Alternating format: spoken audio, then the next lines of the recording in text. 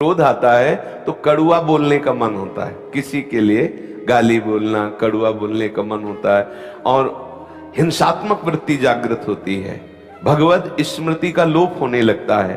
क्रोध तभी हावी होगा जब हम भगवत विस्मरण कर देंगे।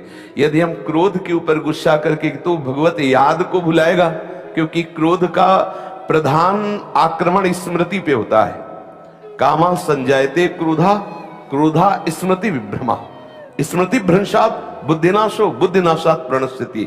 यदि सदैव स्मृति बनी रहे, जैसे स्मृति दो प्रकार की है।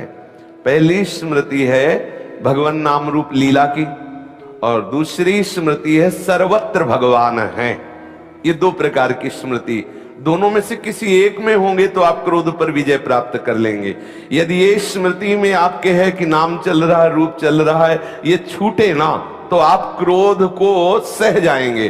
और यदि स्मृति चल रही कि सामने वाला जो हमें क्रोध दिलाने की चेष्टा कर रहा है मेरा प्रीतम ही है, तो आप क्रोध पर विजय प्राप्त। और क्रोध का प्रभाव है कि वो स्मृति को नष्ट करता है। अगर ये दोनों प्रकार की स्मृति में चूक हो गई तो फिर बुद्धि हमारी पतित हो जाएगी और हमसे ऐसे आचरण, ऐसी वाणी, ऐसा संकल्प बनने लगेगा जो हमारे साधन भाव को लुप्त कर देगा, गुप्त कर देगा, हमें आनंद का नाश करने वाली वृत्ति परास्त कर देगी। कि क्रोध बड़ा है या क्षमा।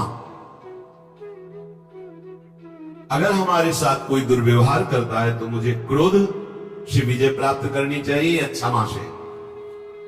तो उन्होंने कहा कि दोनों अपनी जगह ठीक है। ना तो सदा क्रोध ही करना चाहिए और ना सदा ही कोमल बने रहना चाहिए। विवेक पूर्वक देखना चाहिए कि इस समय आवश्यकता किसकी है, तेज धारण करने की या शांत होकर सहने की। जो इस विवेक को नहीं धारण करता है वो अपने सतमार्ग को खो देता है। अब आपके गुरु निंदा कोई कर रहा है, इष्ट निंदा कर रहा है, धर्म विरुद्ध आपके साथ व्यवहार कर रहा है, एक बार क्षमा करने का अवसर है। पहली बार जिससे मिले हो और वो गलती कर रहा है तो उससे क्षमा कीजिए। एक बार सुनो, सावधान, अब दोबारा शब्द नहीं, एक बार क्षमा। अगर दोबारा तो आप में सामर्थ्य हो तो जबान बंद कीजिए, कान बंद कीजिए और वहां से निकल जाइए। दंड देने की सामर्थ्य अपने लोगों में नहीं है, क्योंकि ईश्वर दंडधारी है, हम उनके दास हैं, वो देख लेंगे। अपने को हट जाना चाहिए। उस सभा में, जिस सभा में अधर्म बर्ताव हो रहा है, यदि आप बैठे रहे तो उसी अधर्म के आप भी भागी बनेंगे। जिसमें संत निंदा हो रही, भगवत निंदा हो रही है, अगर वहां आप चुपचाप बैठे हैं, विरोध नहीं कर रहे हैं, तो वही पाप आपको भी लगेगा जो निंदा करने वाले को लगेगा। इसलिए या तो उठ के वहां से चल दें और या फिर उसका विरोध करें, सभा में खड़े होकर उसका विरोध करें कि आप ऐसा नहीं कर सकते। इसके करने से आप पाप से बच जाएंगे। अवसर देख करके कभी कभी शांत होना पड़ता है और कभी कभी भयंकर रूप भी धारण करना पड़ता है। इससे वो अपने परमार्थ को बचा लेता है।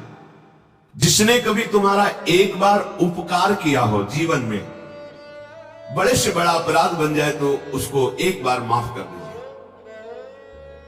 क्योंकि उसने उपकार किया। कभी थोड़ा भी तुम्हारा हित किया है और उससे यदि अपराध बन जाए तो पहले के उपकार का स्मरण करके बिना दंड दिए उसे छोड़ देना चाहिए। जाइए आप, इससे तुम्हारा क्षमा बल बढ़ेगा। जिससे अनजान में अपराध हो गया है आपके साथ, उसे पता नहीं था, उसको क्षमा कर दीजिए। क्योंकि सबके लिए सर्वज्ञता सुलभ नहीं है। वो अज्ञानी है, अज्ञान के कारण अपराध बन गया तो क्षमा कर दीजिए। पर जिसको एक बार क्षमा कर दिया है और फिर वही अपराध तुम्हारे साथ कर रहा है, तो फिर उसके लिए क्षमा शब्द का प्रयोग नहीं, क्योंकि अब वो फिर तुम्हारे लिए बहुत हानिकारक हो जाएगा। उसके अपराध निवारण के लिए फिर कानून व्यवस्था है, धर्म व्यवस्था है। जो जानबूझकर तुम्हारे साथ बार बार अपराध कर रहा हो, उसको क्षमा करना ठीक नहीं है। ये शास्त्र क्या करता है। एक बार क्षमा कर दिया शास्त्र बाबू अर्जुन को,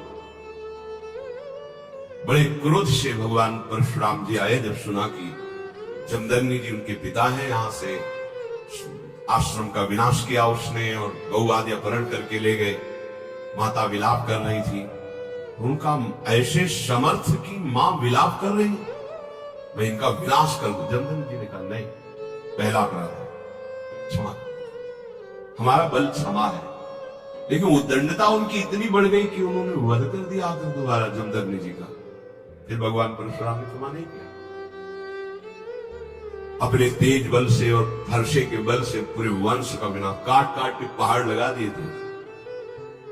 तो जो उद्दंड है, पाप पे पाप करता जा रहा है, उसके लिए क्षमा शब्द का प्रयोग नहीं है, उसके लिए दंड ही उसके लिए सही औषधि है।